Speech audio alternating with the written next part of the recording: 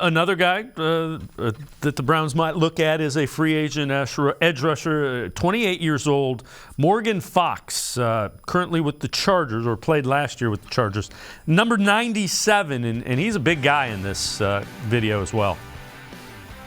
Yeah, another guy, 6'3", he pushes 280, and what I like about him is that another guy who can play in at that 3 technique, and I think a lot of these guys got to be able to play multiple positions on that defensive line because they have different kind of assignments than a normal 3 technique. So I like Morgan because he can play at a traditional 3 technique on first and second down and stop the run. He's very good with his hands, very violent with his hands. He gets off the ball very, very well.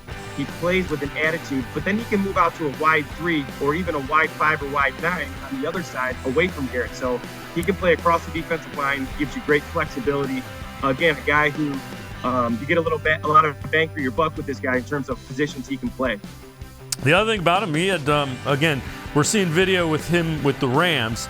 Last year, he did have 6.5 sacks, 10 quarterback hits.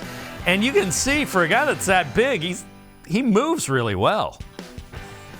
Yeah, and all these guys that I like are guys that have produced. They produce sacks, they produce quarterback hits. And a lot of times for me, it's not the sacks, because sacks are hard to get in the NFL. Those quarterbacks get rid of the ball in under 2.8 was always my gold rule for my quarterback, to get rid of the ball in 2.8. So these quarterbacks do a great job of checking it down.